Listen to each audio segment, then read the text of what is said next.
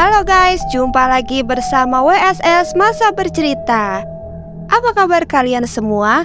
Hari ini aku akan membawakan kisah tragis pembunuhan seorang wanita yang bernama Sylvia McQuail yang telah lama menjadi misteri yang membingungkan banyak pihak.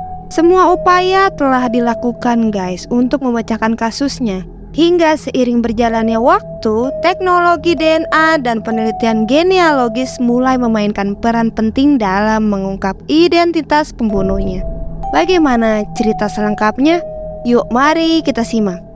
Sylvia lahir pada tanggal 23 September 1946 di Denver, Colorado.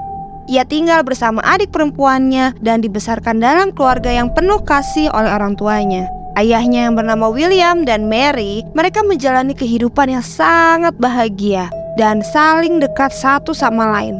Sylvia bersekolah di sekolah menengah atas Englewood pada tahun 1960-an. Di sekolah, dia ini dikenal sebagai sosok yang selalu membawa keceriaan di sekitarnya.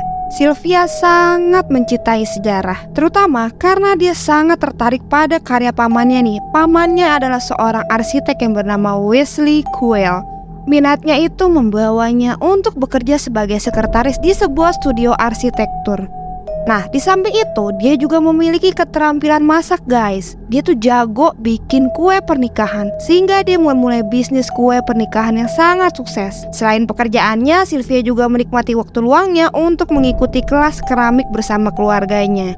Nah, hal itu menunjukkan bahwa Sylvia itu adalah orang yang sangat solid dengan keluarganya nih. Dia terikat banget sama keluarganya.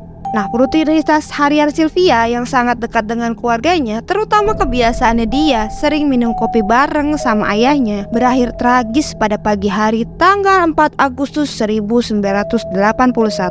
William, ayah Sylvia, menemukannya tewas di ruang tamu rumahnya di Englewood, Colorado dalam keadaan yang sangat mengerikan. Sylvia saat itu ditemukan dengan tanpa busana, terlilit kemeja lengan panjang dan wajahnya ditutupi handuk putih yang telah berlumuran darah. Ayahnya sangat terkejut melihat penemuan ini guys. Kemudian ia segera menghubungi polisi. Penyelidikan di tempat kejadian perkara menunjukkan bahwa Sylvia telah menjadi korban serangan brutal dengan 3 luka tusukan di punggung, luka tembak di kepala, dan tanda-tanda kekerasan seksual. Fakta ini menggambarkan betapa mengerikannya akhir hidup dari Sylvia dan betapa sulitnya bagi keluarganya untuk menerima kenyataan pahit tersebut. Karena kejadiannya terjadi pada tahun 1981, jadi teknologi forensik di sana masih terbatas guys pada saat itu. Nah, meskipun mereka berhasil menemukan beberapa bukti penting seperti pisau berdarah, air mani yang tertinggal di karpet. Nah, hal ini belum cukup untuk mengidentifikasi siapa pelakunya. Selain itu, upaya penyelidik untuk menggunakan teknologi sumber cahaya alternatif pada tahun 1983 tidak juga membuahkan hasil. Singkat cerita, pada tahun 1983 ada nih seorang pembunuh berantai bernama Otis Elwood Tolley. Dia tuh sangat terkenal banget guys pada saat itu. Otis saat itu mengaku-ngaku guys telah membunuh Sylvia. Tapi sayangnya hal itu hanyalah sebuah kebohongan yang hanya menghambat proses penyelidikan. Nah, pada tahun 1993 sampel DNA-nya Otis dibandingkan nih dengan bukti yang ditemukan di tempat kejadian dan hasilnya nggak cocok sama sekali. Ngapain ya dia ngaku-ngaku? Aneh banget.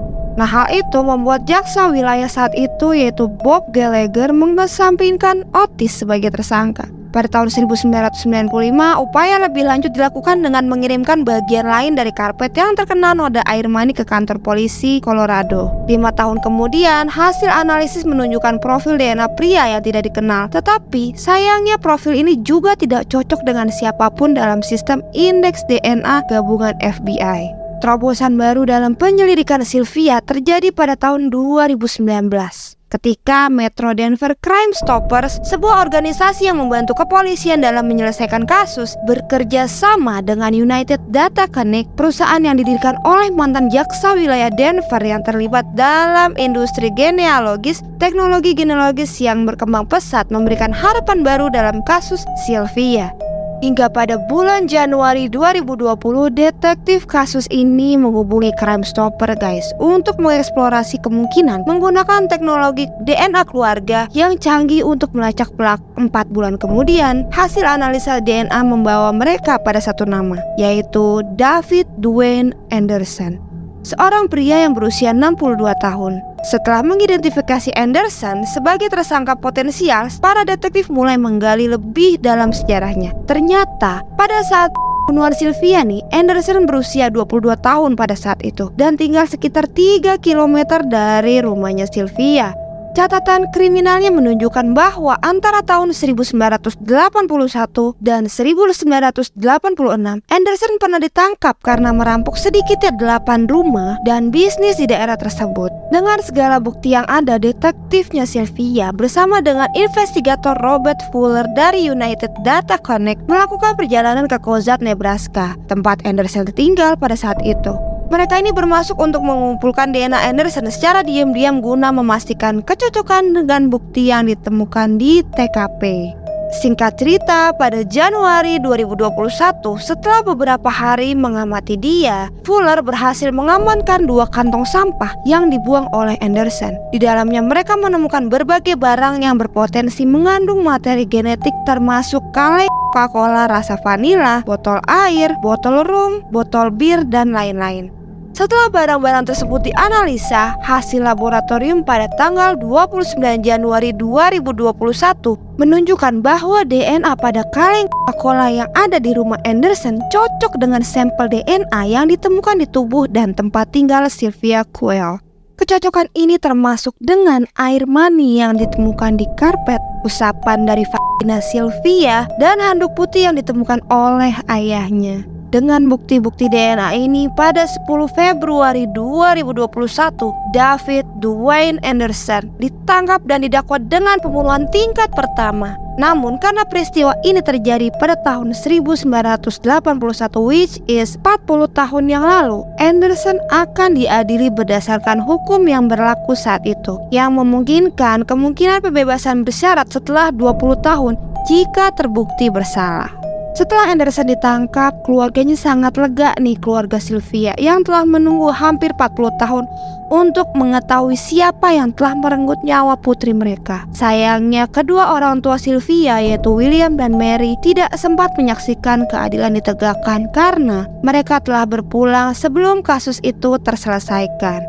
Kisah ini menggambarkan betapa pentingnya kemajuan teknologi, khususnya dalam bidang forensik dan penelitian genealogis, dalam memecahkan kasus-kasus yang telah lama tidak terselesaikan. Hal itu juga menekankan pentingnya upaya terus-menerus dan kerjasama antara berbagai lembaga dalam membawa keadilan bagi korban dan keluarga mereka.